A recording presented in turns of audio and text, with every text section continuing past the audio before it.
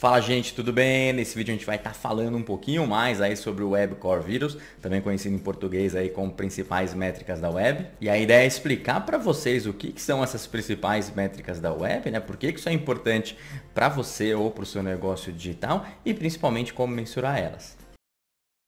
Mas o que ocorreu de forma bem resumida, né, que o Google anunciou recentemente, né, que essas principais métricas da web, que são novas métricas que o Google acabou criando aí para avaliar a experiência de página para o usuário, elas vão ser incorporadas aos sinais de posicionamento. O que significa isso? Significa que dentre diversos fatores de posicionamento, esses daí vão ser mais alguns fatores que vão auxiliar o Google a identificar se a sua página deve estar posicionando melhor ou pior com uma pesquisa. E aí, levando em consideração o tempo que o Google já vem falando sobre isso, eles têm frisado diversas vezes, né? Eles estão falando de uma forma um pouco mais incisiva. Eu acredito realmente que eles vão ser fatores super importantes aí para posicionamento. E eu acredito, inclusive, que em maio a gente vai ter uma atualização muito forte dos posicionamentos orgânicos, principalmente baseado aí nessas novas métricas que são o Core Web Vitals. E aí, para começar a entender o que são essas principais métricas no web, também é muito importante você entender um pouco do histórico do Google, né? O Google sempre se esforçou para oferecer o melhor resultado possível para o usuário. E o melhor resultado, além de ter um conteúdo extremamente relevante e bom para você, né? Também é oferecer um conteúdo que seja responsivo, um conteúdo que seja seguro e um conteúdo que seja rápido, né? Essas são algumas métricas aí que a gente pode validar nesse processo. E aí o que ocorreu é que o Google criou o conceito, né, de sinais de experiência de página, né? E dentro desses sinais estão sinais que já são conhecidos e eles acabaram incorporando esses novos sinais, essas novas métricas que são as principais métricas da web, também conhecidas aí como Core Web Vitals. E aí, de uma forma resumida, a gente vai estar falando aí de mobile, SSL, navegação segura e pop-ups, tá? Então, basicamente, seu site precisa ser amigável para dispositivos móveis. Isso é super importante, todo mundo está fazendo tanta pesquisa e acessando os sites através de dispositivos móveis. Seu site precisa ser seguro, não pode entrar no site e ter um malware ou ter algum problema ali, você tipo tentando enganar o usuário, e aí pode ser propositalmente ou não, né? Muitas vezes o site foi infectado com algum malware e está tentando aí coletar informações dos usuários, então isso não pode acontecer, por isso é super importante aí você estar sempre verificando as questões de segurança dentro do seu Search Console. O outro ponto é o SSL, que é o certificado de segurança, né? O HTTPS que você vê lá no URL, então isso é muito importante que esteja direitinho no seu site. E o último ponto é o pop-up, que eu super recomendo que vocês deem uma bela lida na documentação do Google, né? Porque você deve evitar ao máximo aqueles pop-ups que são muito intrusivos, que atrapalham a experiência do usuário. Então tem alguns direcionamentos do Google que são super importantes aí para vocês seguirem. E agora a gente vai começar a falar aí das principais métricas na web, né? Todas essas métricas são métricas que se concentram aí na experiência do usuário, em oferecer uma melhor experiência do usuário e basicamente elas se concentram em 3 pontos: carregamento, interatividade e estabilidade visual, respectivamente o LCP, o FID, que é o feed, e o CLS. E um ponto importante para lembrar é que essas são as métricas que o Google definiu para o momento. Ele pode incluir novas métricas ou fazer ajuste nessas métricas de acordo com o tempo. Então, por isso é super importante estar antenado aí nas atualizações. E um ponto que eu acho super positivo, pelo menos no momento, né, é que todas as métricas, elas têm números que o Google deixa bem explícito, então você vai conseguir correr atrás desses números, né? E de uma maneira geral, essa nota também é calculada aí baseado na amostragem de usuários que está efetivamente entrando no seu site. Só que sempre tem aquela regrinha de 75%, né? Então ele pega mais ou menos o global de pessoas, de usuários que entram no seu site, vai avaliar cada uma das métricas e se em 75% das vezes se você tiver com uma nota boa, então você tá joinha. Então vamos lá, vamos falar da primeira das principais métricas da web, né? Vamos falar da LCP, que é uma abreviação para Largest Content Footprint. Em outras palavras, você pode pegar uma tradução meio tosca aí como a maior pintura de conteúdo, que eu não gosto muito, mas o que a gente precisa entender nessa métrica é que ela é super centrada no usuário e ela quer mensurar aí a velocidade de carregamento percebida pelo usuário. E aí tem outras métricas como o load, né, o tempo de carregamento, ou até o FCP, mas nenhuma delas consegue mensurar tão bem a experiência de carregamento do usuário, né? Então isso é uma métrica nova que é super interessante para a gente. Mas o que é o LCP, né? O que ele vai mensurar? Então o LCP ele vai mensurar o tempo de renderização da maior imagem ou bloco de texto visível na janela de visualização. Em outras palavras, o que significa isso? Significa que você carregou uma página no seu celular, e lembra que o Google está super mobile, né? Ele não está nem analisando os sites mais desktop, né? Então sempre lembra que tudo que a gente vai falando ali é mobile. Então você carregou um site no seu celular, você tem que identificar qual que é esse maior conteúdo e em quanto tempo ele vai ser carregado. Repara que aqui a gente está falando só de imagem ou texto, porque esses são as principais tipos de conteúdos que vão ser exibidos aí, ou seja, que o usuário vai prestar atenção, né? E aí talvez só um ponto de destaque, é super importante ler a documentação, porque quando você lê a documentação, você vê lá que se você tiver um vídeo ali, o Google não vai considerar aquele vídeo como LCP, mas ele vai considerar o thumbnail do vídeo como LCP. Então tem algumas coisas que é muito importante você se aprofundar e ler a documentação. Agora, o que é uma boa pontuação de LCP, né? De uma maneira geral, para você ter uma pontuação considerada boa, você deve estar abaixo de 2,5 segundos. Ou seja, aquele elemento que é considerado LCP, que pode ser um bloco de texto, uma imagem, como a gente viu, ele tem que estar carregando abaixo de 2,5 segundos. E como a gente viu anteriormente, isso tem que valer aí para 75% dos usuários que visitaram o seu site. E aí, resumindo, você tem que lembrar que abaixo de 2,5 segundos a sua nota é considerada boa. De 2,5 até 4, o Google considera aí vai como mediana, ele coloca lá como precisa de melhorias. E acima de 4 é considerada ruim. E eu tenho visto muita gente aí se confundir quanto a isso, então vamos ver alguns exemplos na tela para a gente poder entender melhor, né? Então repara aqui no site, né, da CNN, quando você começa o FCP, né, que é o primeiro, né, o First Content Pen, você tem ali tipo Visual Stories, a primeira coisa que aparece ali, né?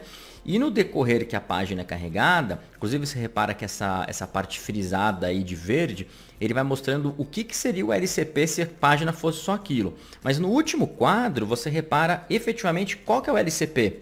E repara que você carregou um monte de coisas antes de carregar o LCP. Ou seja, aquela imagem que é considerada LCP é a imagem efetivamente, talvez tenha sido a última coisa carregada nessa janela, né? Lembrando que quando a gente está falando de LCP, a gente tem que estar sempre falando aí de área crítica, né? Dessa primeira parte carregada aí no mobile. E muita gente das antigas aí conhece aí talvez como acima da dobra, né? Vamos pegar outro exemplo aqui interessante do Instagram, né? E muito embora tenha pouco conteúdo dessa página, a gente repara que a página começa a carregar e aí você já tem tipo uma partezinha falando inglês, uns itenzinhos ali, mas o LCP, que é o logotipo do Instagram, ele é carregado aí já mais ou menos aí no meio, né? Daí depois tem algumas outras telinhas que são carregadas. Então isso é bem interessante. E como último exemplo, a gente vai dar uma olhadinha aqui na própria SERP do Google, né? Então quando você faz uma pesquisa, e essa pesquisa no caso do Larry Page, né, que vai trazer imagens, vai trazer as informações ricas aí do Larry Page, você vê que já logo na segunda tela você está carregando o LCP. Olha que bacana isso, né? Então antes mesmo de você carregar até as imagens que estão acima do LCP, você já tem esse maior conteúdo visível sendo carregado. Então é muito importante você priorizar o LCP. E aí, se você tiver dúvida de qual que é o elemento LCP da sua página, talvez tenha uma imagem com um tamanho muito parecido aí do bloco de texto e tal, mas assim, tem dúvida? Faz o teste no Google PageSpeed Insights. Então vamos dar uma olhadinha. Olha aqui, ó. Quando eu faço o teste no PageSpeed Insights, o que vai acontecer? Ele vai me dar notinha, vai aparecer um monte de métricas, né? Então você desce, como a gente só vai ver com o LCP, eu vou desconsiderar as mensagens que estão aparecendo, né? Você clica ali no LCP Element, né? E quando você clica lá, vai abrir qual que é o LCP dessa página. Então repara aí que no caso do meu site, né, o LCP da homepage é Agência Seu Marketing oferece serviços de consultoria premium no melhor estilo. Ele até coloca reticências, né? Ou seja, significa que ele está considerando o primeiro bloco de texto da minha página como LCP. E agora a gente vai estar falando da segunda métrica, que é FD, a feed, né? Que é a abreviação para First Input Delay, ou atraso na primeira entrada. E o feed, efetivamente, ele quer mensurar o tempo de reação do seu site quando alguém clica ali e exige uma interação do seu site. Então a gente pode falar que o LCP é a primeira impressão, porque se o seu site demora para carregar, é uma impressão super ruim, né? Mas se o site carrega rápido, já tem uma primeira impressão boa. E essa seria como se fosse a segunda impressão, ou seja, ele clicou em alguma coisa e você efetivamente vai ter uma resposta super rápida. Lembrando que não são todos os cliques, né? Então, normalmente a gente está falando de botões, de links, de controles personalizados em JavaScript, e ele exclui dessa mensuração algumas interações aí como zoom e rolagem, né? Porque isso não vai fazer muito sentido mesmo para o Google mensurar qual que é a interação da página. E aí, o que é uma boa pontuação para o feed, né? De uma maneira geral, e aí você tem que lembrar daquela regrinha de 75% e tal, mas de uma maneira geral você tem que lembrar que seu feed tem que estar sempre abaixo de 100 milissegundos. Então, se ele estiver abaixo de 100 milissegundos, ele é considerada boa. Essa métrica é joinha aí para o Google, né? Se ela estiver entre 100 e 300, o Google considera mediana e ele está falando para você, olha, você precisa de melhorias, precisa melhorar um pouquinho aqui. E se você estiver acima de 300 milissegundos, o Google vai considerar ruim. E agora a gente vai estar falando da terceira métrica, que é a CLS, Cumulative Layout Shift, ou em português, deslocamento cumulativo de layout, né? E de uma maneira geral, essa é uma métrica que ela é muito centrada no usuário, na experiência do usuário. Todo mundo já deve ter sofrido um dia com ela, que de uma forma resumida, são experiências inesperadas no layout, né? O que isso quer dizer? Você estava navegando no site, aí você ia clicar num botão, quando você vai clicar no botão, alguma coisa na página carregou e empurrou todo aquele conteúdo para baixo e aí você clica sem querer em outra coisa. Às vezes num banner, num anúncio, alguma coisa diferente e você não vai para o lugar ou você não tem a ação especificamente que você quer. Isso é super frustrante. O Google até mostra um exemplo, né? Vou colocar aqui na tela para vocês darem uma olhada. Então o usuário entra na página, dá uma lida, ele vai clicar ali no botão, né? E aí sem querer alguma coisa aparece em cima, empurra tudo para baixo, mas você já clicou no botão errado, tenta clicar no outro, não vai e tá uma ação inesperada aí, né? E é exatamente por isso que eu falo que essa é uma métrica muito baseada em experiência do usuário, porque gera muita frustração quando ela tá alta, né? E aí você tem que lembrar que essa pontuação vai medir todas as mudanças de layout ali que o Google consegue identificar nessa página específica. E aí talvez esteja se perguntando, né, mas por que isso acontece, né? E aí você tem vários fatores, mas por exemplo, você pode ter uma imagem ali que não tem as dimensões especificadas, então ela demorou para carregar, você está lendo a página, quando ela carrega e a dimensão dela efetivamente aparece, empurra todo o conteúdo para baixo. Pode ocorrer também de uma fonte, né, que normalmente você carrega uma fonte padrão e depois você carrega uma outra fonte no seu site, essa fonte talvez seja um pouco maior e ela acaba empurrando também o conteúdo para baixo.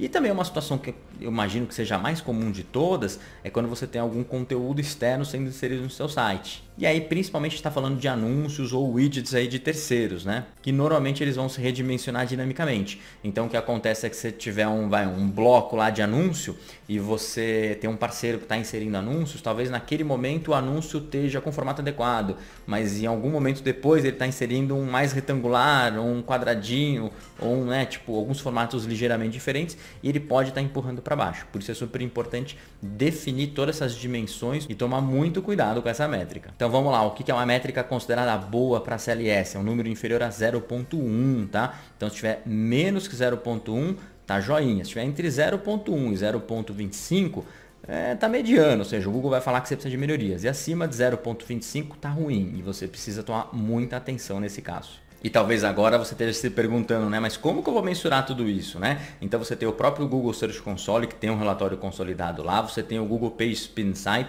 que você vai poder fazer testes individuais das páginas, né? Você tem o Lighthouse, que é uma ótima ferramenta. Você tem o Chrome DevTools e o Chrome UX Reports. E você ainda tem uma extensão do Chrome, que é o Web Vitals Extension, né? E assim, você tem várias ferramentas. Inclusive você tem até tipo templates prontos aí para o Data Studio, para você conseguir mensurar isso aí num dashboard. Mas de uma maneira geral, eu acho que a grande maioria dos usuários vai usar mais o Google Search Console e o Google PageSpeed Insight. E talvez a principal diferença entre essas duas ferramentas seja que o Google Search Console ele vai trazer essas informações todas consolidadas, então vai ser super bacana aí para você ver quais páginas estão com quais problemas, né? Mas o Google PageSpeed Insight é uma ferramenta super preciosa porque você vai conseguir testar páginas individuais, mas você vai ter informações ali para conseguir melhorar o seu trabalho.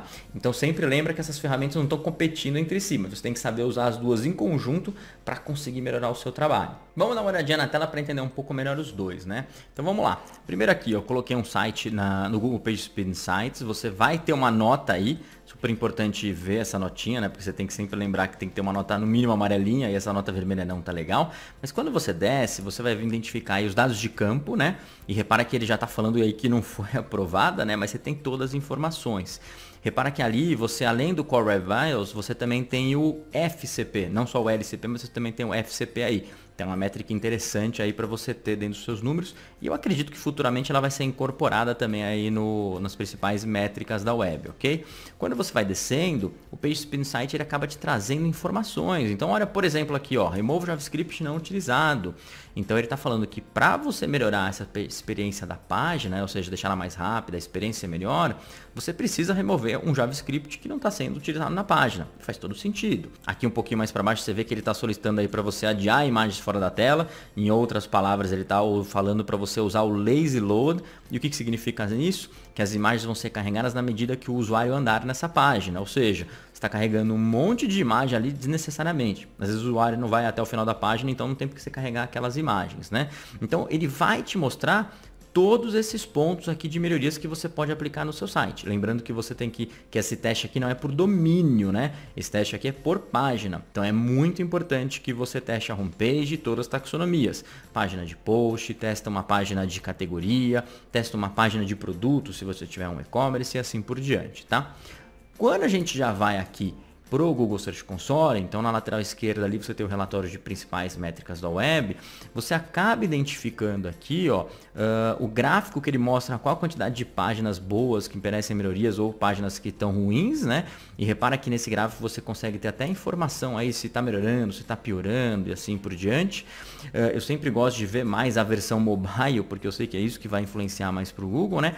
E se você descer nos detalhes, ele acaba mostrando os principais problemas. Então, por exemplo, você vê ali que LCP, você tem melhorias necessárias em uma grande quantidade de páginas, né? Tem 1098 páginas. Deve ser a grande maioria das páginas que tem problema de LCP, que está naquela faixa mediana. Se você clica lá, você consegue identificar todas as páginas que efetivamente tem esse problema consolidadas por páginas semelhantes. Então repara aí que ele até me traz uma página normal e ele traz uma página AMP. Ou seja, eu sei que tanto as páginas normais do meu site quanto as páginas AMP, elas podem melhorar um pouquinho, tá? É isso aí, gente. Espero ter ajudado com essas informações importantes. E agora é hora de você pegar não só a informação desse vídeo, mas de outros conteúdos aí da SEMrush para conseguir melhorar os seus esforços de SEO.